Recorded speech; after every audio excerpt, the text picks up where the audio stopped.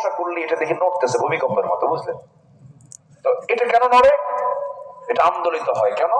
এটার ফাউন্ডেশনটা মজবুত না। পৃথিবী একটা আল্লাহর পক্ষ থেকে একটা বিছানা, ফরস না আছে না? আল্লাহ তাআলা এটাকে বিছানা করে দিয়েছেন।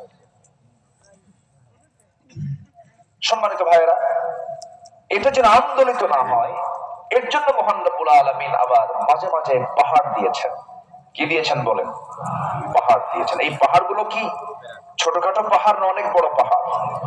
বলেন, ছোটখাটো না অনেক বড়? অনেক বড় পাহাড়।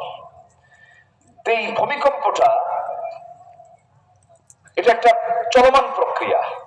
আমরা হয়তো অনেকেই জানি না, আমরা যে জমিনে পা রেখে চলছি, যে দাপট দেখাচ্ছি, আসলে পৃথিবীটা শান্ত না। কিন্তু এর ভিতরে যে কি হয়, এর নিচে অবিরাম এক রহস্যময় টেকটনিক গতির খেলা চলছে। এই টেকটনিক প্লেট গুলো একে অপরের সাথে যখন সংঘর্ষ করে অথবা সরে গিয়ে জমে থাকা শক্তি হঠাৎ মুক্তি পায়, তখন একটা শক্তিশালী শকওয়েভ সৃষ্টি করে পুরো জমিনকে কাঁপিয়ে তোলে।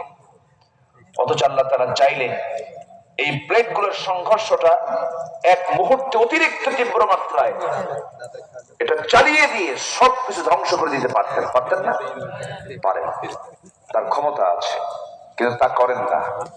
11 সেকেন্ডকে যদি 1 মিনিট রূপ দিয়ে 5.7 না করে যদি 8.7 করা হতো, ঢাকা শহর আগামী 100 বছরও আবার এই চিত্রে ফিরে আসা সম্ভব ছিল না।